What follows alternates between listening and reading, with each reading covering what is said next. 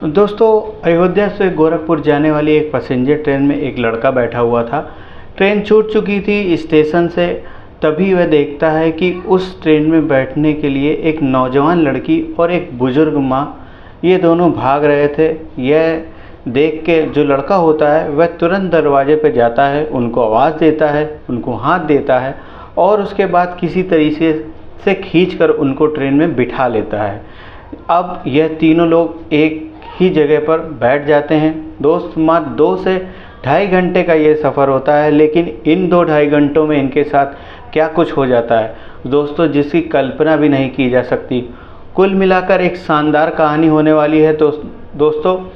तो आइए जानते हैं पूरी कहानी इस वीडियो में। लेकिन वीडियो में आगे बढ़ने से पहले वीडियो को लाइक कर दीजिए, चैनल को भी सब्सक्राइब कर लीजिए ताकि मुझे मोटिवेशन मिलता रहे। दोस्तों, यह जो कहानी है ये शुरू होती है एक पैसेंजर ट्रेन से, जो कि अयोध्या से गोरखपुर की ओर जा रही होती है। वह ट्रेन गोरखपुर से अयोध्या सुबह को जाती है, फिर वहां से 1:30 बजे अयोध्या से चलकर गोरखपुर को जाती है, जो कि शाम को करीब 6-7 बजे के बीच पहुंचती है। इस बीच में तो वैसे 25 स्टेशन है अयोध्या से गोरखपुर के बीच में, लेकिन 3-4 बड़े बड़े स्टेशन हैं, जैसे मनकापुर, बबनान, बस्ती, खलीलाबाद वगैरह। और इन्हीं के बीच में दोस्तों एक लड़का जिसका कि नाम अमन होता है, वह मनकापुर स्टेशन पर उस पैसेंजर ट्रेन में बैठता है। भीड़ बहुत कम थी, इक्का दुक्का लोग बैठे हुए थे। शाम के करीब 3:30 से 4 बजे का वक्त हो रहा था। उसके बाद ट्रेन छूट जाती है। अगले स्टेशन पर एक दो स्टेशन और क्रॉस करती है तो एक स्टेशन लोकल आता है, जो कि स्वामी नारायण छपिया करके स्टेशन होता है। वहाँ पर ट्रेन खड़ी थी, 2 मिनट का स्टॉप था। उसके बाद ट्रेन का सिग्नल हो जाता है और दोस्तों जो अमन था वह खिड़की से बाहर की तरफ देख रहा था। तभी देखता है कि करीब 40 से 50 मीटर की दूर एक लड़की, जिसकी की उम्र करीब 20 से 21 साल की होती है, उसकी माँ, यह दोनों बैग लेकर और सर पर गट्ठर रखकर भागते हुए आ रहे होते हैं। वह ये देखता है और उनकी ट्रेन छूट जाएगी, उनकी तो ट्रेन छूट जाएगी। वह वहाँ से दरवाजे के बगल में ही ठीक बैठा होता है, तो वह दरवाजे पर आकर खड़ा हो जाता है और कहता है, जल्दी आओ जल्दी आओ। 1 मिनट वह लोग ठहर गए थे, लेकिन जब उसकी आवाज़ सुनते हैं फिर वह भागने लगते हैं। और दोस्तों ट्रेन जो कि स्पीड अपनी पकड़ चुकी थी, लेकिन वह आते हैं, पहले अपना सामान फेंकते हैं, सामान इधर उधर गिर जाता है और जो अमन होता है पहले बुजुर्ग महिला को हाथ पकड़ के खींचता है। उसके बाद वो लड़की होती है रजनी, उसको पकड़ के खींचता है। तो जो बोरा वगैरह जो बैग होता है वह किसी तरह फंस जाता है और जो अमन होता है वह ट्रेन में गिर जाता है अंदर की ओर, और उसके ऊपर वह गट्ठर गिर जाता है और उसी के ऊपर वह लड़की भी गिर जाती है। और उसके बाद ये लोग हंसने लगते हैं, लेकिन ट्रेन में बैठने की जो खुशी थी इनके चेहरे पर साफ चमक रही थी। रजनी पहले उठ जाती है, उसको उठाती है और कहती है, आपको कहीं चोट तो नहीं लगी है? नहीं, चोट वगैरह तो नहीं लगी है। फिर उसकी माँ, जो कि शांति बाई थी जिसका नाम, वह कहती है, बेटा अगर तुम नहीं होते तो शायद हम ट्रेन नहीं पकड़ पाते, क्योंकि हम तो रुक गए थे, लेकिन जब आपने आवाज़ दी तो हम फिर से भागे वहाँ से। कहता है, चलो ठीक है, शुक्र है कि आप लोग आ गए। और उसके बाद फिर वह दरवाजे के बगल में जो कंपार्टमेंट होता है उसी में वो बैठा होता है, और वहीं पे एक सामने वाली खिड़की पे अमन बैठ जाता है। उसके अपोजिट साइड की खिड़की पे रजनी और उसकी माँ शांति देवी बैठ जाते हैं। और कुछ देर इसी टॉपिक पे बात होती रहती है कि उनको कैसे लेट हो गया, कैसे सवारी नहीं मिली, स्टेशन तक आते आते कैसे लेट हो गए। लेकिन उसके बाद रजनी कहती है कि मम्मी, हमने तो टिकट ही नहीं लिया, अगर टीटी आ गया तो क्या होगा? अमन कहता है कि कोई नहीं आता इस ट्रेन में, कितने दिन से मैं आ जा रहा हूँ, कभी कोई नहीं आता। कहती है, क्या आप भी टिकट नहीं लिए हो क्या? तो वह कहता है, अरे मैंने तो टिकट ले रखा है। वह अपनी टिकट निकाल के दिखाता है और कहता है कि ये देखो, मैंने मनकापुर से ढूंढीगढ़ तक जाना है, गोरखपुर से एक स्टॉप पहले तक इनको जाना था। तो वह अपनी टिकट दिखा देता है और गोरखपुर तक जाता है। कहता है, ये लो, मैं तो ले रखा हूँ अपनी टिकट, देख लो, अगर कोई आएगा तो मैं आपका टिकट ले लूँगी। लड़की ऐसा बोलती है, आप ऐसे कह रहे हो, कोई नहीं आता? कहता है, अरे कोई नहीं आएगा तब क्या, देखना, अभी ले लो, मेरी टिकट ले लो मुझसे। मुझे डर नहीं लगता। टिकट उसके हाथ में पकड़ा देता है और फिर वह ये लोग हंसते मुस्कुराते बात करते हैं। फ़िलहाल रजनी कहती है ये लो अपना टिकट आप अपने पास ही रख लो। कहता नहीं नहीं रख लो, कोई ना आने वाला, गारंटी है। फिर भी उसके बाद दोस्तों वह टिकट संभाल के रख लेती है। अब इतना कौन बेवकूफ़ होगा जो अपना टिकट दूसरे को दे देगा। वह दोस्त टिकट अपने पास रख लेती है। उसके बाद कुछ ही देर में जो एक स्टेशन आ जाता है, वह एक बड़ा स्टेशन था, बस्ती आ जाता है। उसमें जो कुछ समोसा चाय कोल्ड ड्रिंक वगैरह बेचने वाले हैं वह आ जाते हैं। अमन कहता है कि मैं तो समोसा खाऊंगा, तो वह कहते हैं नहीं मैं नहीं लूँगा। अमन बोलता है मैं तो खाऊंगा, मुझे तो भूख लग रही है। फ़िलहाल वो 5-6 समोसे ले आता है, कोल्ड ड्रिंक ले आता है। उसके बाद इन दोनों लोगों को कहता है कि लीजिए आप भी खाइए, टेंशन मत लीजिए। और उसके बाद दोस्तों यह लोग खाते पीते हैं। रजनी की माँ शांति बाई वह कहती है कि ट्रेन खाली है, मैं थोड़ी सी देर लेट लेती हूँ। पता नहीं जहाँ जा रही हूँ वह लोग एक शादी वाले घर में जा रहे होते हैं। पता नहीं उस शादी के घर में इतनी व्यवस्था होगी कि नहीं। थोड़ी सी देर लेट जाती हूँ और फिर दोस्तों वह सीट पर लेट जाती है। रजनी से कहती है कि बेटी तुम उधर चली जाओ जहाँ पर अमन बैठा हुआ है। वह जाती है और उसके बगल में थोड़ी दूरी पर बैठ जाती है और उसकी माँ आराम से लेट जाती है। दोस्तों थोड़ी देर में जो शांति बाई थी उसको नींद आ जाती है। अब रजनी और अमन के बीच दोस्तों जो फासला था वह अमन से बर्दाश्त नहीं हो रहा था, तो वह उसे इम्प्रेस करने की कोशिश करता है। सोचता है कि जो भी 1 घंटे का सफ़र है, क्यों ना मुश्किल से 1 घंटा 1-1.5 घंटे का जो भी सफ़र है, अयोध्या से गोरखपुर 160-170 किलोमीटर ही है। शायद यह जो आधा रास्ता तो वह तय कर चुका होता है। उसके बाद यह सोचता है कि कैसे भी करके मैं करीब आ जाऊं, और फिर उससे बात करता है और कहता है आपका नाम क्या है। कहती है कि रजनी नाम। कहता है बहुत अच्छा नाम है। कहती है हाँ मेरी दादी ने रखा था। वो कहता है कि रजनी कहती है आपका नाम क्या है, तो वो कहता है कि मेरा नाम अमन है। और वो कहती है आपका नाम भी अच्छा है। उसके बाद दोस्तों यह मोबाइल निकालता है अमन, और रजनी के पास फ़ोन नहीं था, तो वह थोड़ा सेल्फी खींचने की कोशिश करता है। 1-2 गाने बजाता है दिल वाले, लेकिन फिर भी वह थोड़ी देर में ही फ़ोन बंद कर देता है क्योंकि कम समय बचा था उसके पास।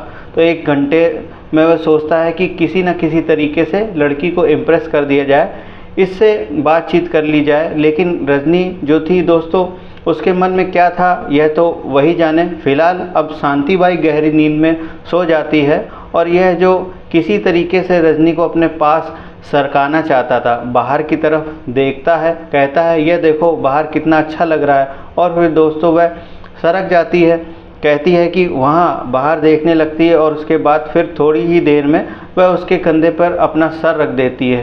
कहती है कि नींद आ रही है। अब दोस्तों जैसे ही रजनी का सर अमन के कंधे पर आता है तो धन्य हो जाता है, जैसे कि अमन उसकी खुशियों का कोई ठिकाना नहीं रहता। अजीब सी हलचल उठने लगती है। कहता है कि आप क्या करते हो। कहती है मैं पढ़ाई करती हूँ ग्रेजुएशन की। कहता है गोरखपुर में कहाँ जा रहे हो, आपका घर है या फिर किसी रिश्तेदारी में। कहती नहीं हम रिश्तेदारी में जा रहे हैं। दोस्तों खुशियों का तो कोई ठिकाना नहीं रहता, लेकिन यह मात्र 1 मिनट से ज़्यादा की खुशी नहीं रह पाती। दोस्तों जो कभी नहीं हुआ था वो आज हो जाता है, और अमन के साथ होने वाला था वहाँ पर जो वह टीटी आ जाता है। जैसे ही कंपार्टमेंट में आता है कहता है हाँ भाई टिकट दिखाओ। अब दोस्तों जैसे ही ये लोग टीटी की आवाज़ सुनते हैं इनकी सिट्टी बिट्टी गुम हो जाती है, यह घबरा जाते हैं। रजनी भी घबरा जाती है। टीटी कहता है भाई टिकट दो। अमन कहता है कि सर टिकट तो नहीं है। कहता है क्यों नहीं लिया। कहता है सर अगर मैं टिकट लेता तो ट्रेन छूट जाती मेरी, क्योंकि एकदम एंड टाइम पे मैं आया था। टीटी मुस्कुराने लगता है, कहता है हर कोई यही बहाना बनाता है, कोई बात नहीं, पैसे निकालो, फ़ाइन भरो, टिकट बना देता हूँ। वह 600 के आसपास करीब रुपए मांगता है। रजनी से टिकट मांगता है तो रजनी अमन का जो टिकट लेके रखी होती है वही निकाल के दिखा देती है। और दोस्तों उसके बाद शांति देवी सोई हुई थी, तो टीटी कहता है ये किसके साथ है। उनको आवाज़ लगाता है माताजी टिकट दिखाओ। अमन कहता है कि अरे सर यह इन्हीं की माँ है, इनके पास टिकट है तो इनकी माँ के पास भी टिकट है, उनकी थोड़ी सी तबीयत ख़राब है इसलिए वह सोई हुई हैं। टीसी भी सोचता है कि चलो अगर बेटी के पास टिकट है तो माँ के पास भी टिकट ज़रूर होगा, और वह ध्यान नहीं देता। वह अमन से कहता है भाई तुम टिकट बनवाओ। वह कहता है ठीक है सर बनवा लेंगे, लेकिन इनकी तबीयत ख़राब है, यहाँ बातचीत करेंगे तो बेमतलब इनको डिस्टर्ब होगा, इसलिए चलिए उधर चल के बात कर लेते हैं। फिर वह जाकर उनसे बातचीत करता है, रिक्वेस्ट करता है, कहता है सर बस छोड़ दीजिए, कुछ पैसे ले लीजिए, लेकिन वे मानते नहीं हैं। और फिर दोस्तों उसे टिकट बनवानी पड़ती है। टिकट बनवाने के बाद जब टीटी वहाँ से चला जाता है तो ये मुस्कुराता हुआ आता है, लेकिन जो रजनी थी वह घबराई हुई थी। कहती है क्या हुआ? कहता है बस कुछ नहीं, बनवा लिया टिकट। कहती है अरे आप तो कह रहे थे कोई नहीं आता, लेकिन जो बोला था आप तो सब उल्टा ही हो गया।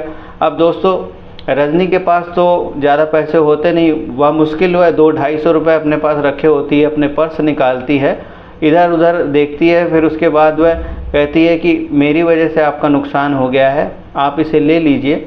वो कहता है अरे कोई बात नहीं, छोड़ो, आप पैसे अपने पास रखिए। वह कहती नहीं, अगर आप ना होते तो हम फंस जाते, हम दोनों का टिकट बनना पड़ता, इसलिए आप ये रख लीजिए। अमन कहता है कि मैं इसीलिए तो टीटी को यहाँ से आगे ले गया था बातचीत करने के लिए, ताकि आंटी कहीं जाग ना जाएं और वह घबरा जाएंगी, उनसे अगर टिकट मांग लेता तो उनको भी टिकट बनवाना पड़ता। अब दोस्तों यह बात तो रजनी अमन के मुंह से यह बात सुनती है तो उसे वह अजीब सी नज़रों से देखने लगती है। फिर दोस्तों वह बैठ जाता है और उसके करीब बैठ जाती है, और पहली मोहब्बत रजनी के लिए तो दोस्तों वहाँ से शुरू हो जाती है, उसके दिल में दस्तक दे देती है। लेकिन अब एक ही मिनट वक्त बीतता है, जो कि शांति बाई होती हैं, उनकी आँख खुल जाती है, और फिर रजनी जो उसके पास सरकी हुई थी अब वह दूर हो जाती है और कहती मम्मी आज तो गजब हो गया। और वह सारी बातें बताती है कि टीटी आ गए थे, ऐसी ऐसी बात हुई। और तो उसकी माँ कहती है अरे बाप रे बाप, आपको लाख लाख आशीर्वाद देती है वो अमन को। भैया कहती है कि भैया आपने तो बचा लिया हमको, हमारे पास तो इतने पैसे भी नहीं थे, और मैं तो एक लड़की की शादी में जा रहे थे, पता नहीं कैसे कैसे इंतज़ाम करके मैं जा रही थी, वहाँ भी खर्चे हैं। तो अमन कहता है अरे आंटी आप परेशान मत हो, 1000-2000 अगर चाहिए हो तो मुझसे ले लीजिए, ऐसी क्या बात कर रही हैं आप। कहती है अरे नहीं बेटा, इतना एहसान कर दिया वही बहुत है, आज की डेट में कौन ऐसा करता है। आपने अपना टिकट भी दे दिया, यहाँ से टीटी को दूर भी ले गए, और उसके बाद हमें किसी तरह से बचा भी लिया। फिर दोस्तों अब जो कुछ भी पल बचे हुए थे उसमें गोरखपुर आने वाला था। रजनी कहती है कि आपने तो हमको बचा लिया, लेकिन अभी गोरखपुर उतरेंगे तो वहाँ पर कोई पकड़ लेगा, तब क्या होगा। कहता अरे कोई बात नहीं, चलो मैं वहाँ तक चलता हूँ, आप लोगों को मैं वहाँ से भी निकाल दूँगा। लेकिन रजनी कहती है आपको तो डोमिनगढ़ में उतरना है। दोस्तों गोरखपुर से एक स्टेशन पहले शायद डोमिनगढ़ है, वहाँ से कुछ ही दूर पर गोरखपुर है। कहता है कोई बात नहीं, जहाँ मुझे जाना है वह गोरखपुर से उतना ही दूर है जहाँ से मुझे उतरना है, डोमिनगढ़ से भी उतना ही दूर है, इन दोनों के बीच में तो वहीं जाकर मैं वहाँ पे, इन दोनों के बीच में ही है वो, तो मैं वहीं जाकर वहाँ पे उतर जाऊँगा। और फिर जाकर दोस्तों वह लोग गोरखपुर पहुँचते हैं और उतरते हैं। अमन कहता है यह जो टिकट है इसको मुझे दे दो, मैं जाता हूँ प्लेटफॉर्म टिकट ले आता हूँ, उसके बाद हम तीनों यहाँ से निकल जाएंगे। अगर कहीं चेकिंग भी होगी तो प्लेटफॉर्म टिकट हम लोग दिखा देंगे, कुछ होगा नहीं। और फिर ऐसा ही होता है दोस्तों, प्लेटफॉर्म टिकट वो ले आता है, बाहर जाके 2 प्लेटफॉर्म टिकट, और इसके बाद वह लोग वहाँ से स्टेशन से बाहर आसानी से निकल जाते हैं दोस्तों। लेकिन सबसे मुश्किल पल तो अब जुदाई वाला आने वाला था, जो कि अब अमन और रजनी जो है अलग होने वाले थे। फ़िलहाल अमन कहता है कि ऐसा है आंटी जी, चलो थोड़ी सी चाय वाय पी लेते हैं। रजनी का भी मन था कि कुछ टाइम और वह अमन के साथ रुके ताकि वह और समय बिता सके, लेकिन शांति बाई कहती नहीं बेटा, अब रात हो रही है, क्योंकि 7 बजे ट्रेन पहुंची थी, गर्मियों का वह दिन था, शाम हो चुकी थी। एकदम से कहती है कि नहीं बेटा, जहां जाना है हमें वहां जाने दो, आपने इतना किया वही बहुत है, आपको बहुत बहुत धन्यवाद। दोस्तों वह वहां से चले जाते हैं। जब वह जाते हैं, अब अमन जो वह रजनी को देखता है और रजनी अमन को देखती है, वह भी 1-2 बार पलट पलट के देखती है। और अब अमन को कुछ सूझबूझ नहीं थी, उसे कुछ समझ में नहीं आ रहा था, उसे ऐसा लग रहा था कि जैसे उसका कुछ खो गया है। फिलहाल जब तक वो आंखों से ओझल नहीं हो गई वह उसे देखता रहता है। उसके बाद फिर वह एक चाय की दुकान पर आता है वहाँ पर वह चाय पीता है और इंडिया का मैच आ रहा होता है तो वह क्रिकेट मैच देखने लगता है। कुछ ओवर बचे थे लास्ट के, तो वह आधा पौना घंटा करीब मैच देखने लगता है।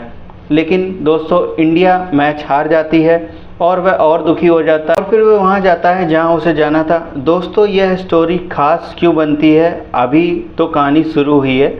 उसके बाद अब दोस्तों ये टेम्पो पकड़ता है और वहाँ पर जाता है जहाँ पर उसे जाना था। उसे भी दोस्तों शादी में जाना था जहाँ पर रजनी और शांति बाई को जाना था। वो लोग पहुँच चुके थे और यह जाकर अब वहाँ पर पहुँचता है। लेकिन रजनी अब इसे देखती है तो दोस्तों वह उसे यकीन नहीं होता है कि ये अमन यहाँ कैसे आ गया। वह दौड़ कर आती है और सामने से आकर खड़ी हो जाती है और उसकी आंखों में आंसू भर के गिरने लगते हैं। किसी तरीके से खुद को संभालती है। अमन भी उसे देखता है तो हैरान हो जाता है। रजनी कहती है कि आप यहाँ पर कैसे? वह कहता है कि आप यहाँ पर कैसे? कहती है मैं तो यहीं पर आई हूँ। कहता है अरे यार मुझे भी तो इसी शादी में आना था, हम लोगों को पता कैसे नहीं चला? अगर पता होता तो हम दोनों साथ में आते, लेकिन कैसे मिस्टेक हो गई। अब दोस्तों वह कहती है कि जब से हम लोग आए हैं तब से मम्मी बस आपके बारे में बातें कर रही हैं, हम लोग आप ही की बातें कर रहे हैं। उसका हाथ दोस्तों वह पकड़ लेती है, कहती है चलो मम्मी से मिलाती हूँ, अभी मम्मी देखेंगी तो वह कितनी चौंक जाएंगी। और फिर वह दोस्तों उसे लेकर जाती है। उसकी माँ औरतों के बीच गप्पे लड़ा रही होती है। जैसे ही वहाँ रजनी जाती है कहती है मम्मी देखो ये कौन आया है, और वह देखती है कि ये उनको देखता है, नमस्ते आंटी बोलता है और वह भी देखती है, उसके मुंह खुला का खुला रह जाता है। कहती है अरे बेटा तुम यहाँ पर कैसे? रजनी कहती है अरे मम्मी इनको भी इसी शादी में आना था। कहती है अच्छा कौन हो तुम किस रिश्ते से दोनों थे? दोनों लड़की के रिश्तेदार थे, लेकिन कोई इधर का था कोई उधर का था। इन दोनों के बीच दूर दूर तक कोई संपर्क नहीं था, कभी बातचीत नहीं हुई थी। फिलहाल इनका परिचय हो जाता है और दोस्तों उसके बाद आप सोच ही सकते हैं कि अमन और रजनी की खुशियों का कोई ठिकाना नहीं। फिलहाल भीड़ भाड़ थी, शादी का माहौल था, किसी तरीके से ये मौका निकाल कर अकेले में मिलते हैं। अमन कहता है कि ऊपर वाले का शुक्र है, मुझे नहीं लग रहा था कि इस जीवन में फिर कभी मुलाकात होगी आपसे। रजनी कहती है लेकिन मुझे तो पूरी उम्मीद थी, कभी ना कभी आपसे मुलाकात तो होगी ही। कहता है अच्छा वह कैसे? कहती है पता नहीं कैसे, बस यह जान लो दुआओं में बहुत असर होता है। दोस्तों उसकी आंखें डबडबा जाती हैं, आंसुओं से भर जाती हैं। अमन कहता है अच्छा तुम दुआ कर रही थी? कहती है कि पता नहीं। अब दोस्तों अमन जो है वह कोई देर नहीं करना चाहता था, क्योंकि रजनी की आंखों में आंसू देखकर उसको पता चल गया था कि उसके दिल में भी कितना दुख था मुझसे दूर होने का। कहता है पता है वहाँ से जब तुम लोग आए थे मुझे कुछ सूझ ही नहीं रहा था, ऐसे लग रहा था जैसे क्या खो गया है। रजनी कहती है अच्छा मुझे तो लग रहा था कि सिर्फ मुझे ही ऐसा दुख हो रहा है। कहता है तुम्हें भी हो रहा था? कहती है और नहीं तो क्या, लेकिन जब इतनी ही आपको दुख हो रहा था, इतना ही आपको परेशानी थी, तो आपने अपना नंबर लिखकर मुझे क्यों नहीं दिया? अपना मोबाइल नंबर मुझे दे देते। वह कहता है लेकिन मुझे डर लग रहा था। फिलहाल वो दोनों मुस्कुराते हैं और दोस्तों एक दूसरे के गले लगते हैं। और फिर अब शादी अगले दिन थी, तो वहाँ पर अगले 2-3 दिन तक वो लोग साथ में रहते हैं, घूमते हैं, टहलते हैं, खूब मौज करते हैं और इनके बीच प्यार और भी गहरा हो जाता है। दोस्तों वहाँ पर 2-3 दिनों तक फिर वह उसी पैसेंजर ट्रेन से ही वापस आने का प्लान बनाते हैं, जो कि गोरखपुर से चलकर अयोध्या की ओर आती है। वापसी में साथ में ही बैठ के चले आए, जो कि बबनान में रजनी जो है वो उतर जाती है अपनी माँ के साथ और मनकापुर जाकर अमन उतर जाता है। अब इन दोनों में प्रेम जो था वह हो ही चुका था। जो अमन था दोस्तों वह अमीर परिवार का लड़का था। उसके पिताजी मनकापुर में एक बड़ी सी दुकान थी जिसमें उसकी माँ और अमन सारे लोग मिलके चलाते थे। और जो रजनी थी उसका बैकग्राउंड दोस्तों थोड़ा मुश्किलों वाला था। किसी तरीके से वह ग्रेजुएशन कर रही थी भना डिग्री कॉलेज में। अब इन दोनों का अक्सर मिलना का सिलसिला शुरू हो जाता है। जो अमन होता है वह कॉलेज आने लगता है रजनी के, और वह छुट्टियों में उसको रेस्टोरेंट या फिर कहीं पर चाय पीने के लिए ले जाता है, अच्छी अच्छी बातें करता है। लेकिन दोस्तों जो उम्र का पड़ाव था उसके हिसाब से वह एक दूसरे से दूर नहीं रह पाते। क्योंकि बातचीत में इनका मन नहीं भरता था। और फिर वह अमन के लिए अपने पिता, जो कि अमन के पिता थे, वह अमन के लिए लड़की भी ढूंढ रहे थे उसकी शादी के लिए। किसी तरीके से यह बात जब अमन को पता चलती है तो वह अपने पिता से संदेश भिजवाता है रजनी के पिता के पास और अप्रोच करता है कि वह उसके घर पर रिश्ता लेके जाएं। कुछ मुश्किलों के बाद यह रिश्ते दोनों तय हो जाते हैं और दोस्तों 14 फरवरी 2026 को बहुत ही धूमधाम से पूरे रीति रिवाज के साथ रजनी और अमन की शादी हो जाती है। दोस्तों ये लोग बहुत ही खुश हैं, बहुत शानदार लाइफ एंजॉय कर रहे हैं एक दूसरे को पाकर। दोस्तों एक ट्रेन से शुरू हुआ एक छोटा सा सफ़र उनकी ज़िंदगी भर का सफ़र बन गया। फ़िलहाल दोस्तों यह रही अमन और रजनी की कहानी। यह आपको कैसी लगी कमेंट में ज़रूर बताएं। इसी प्रकार की कहानियों के लिए इस चैनल को सब्सक्राइब कीजिए। वीडियो को लाइक नहीं किया है अभी तक तो लाइक कर दीजिए।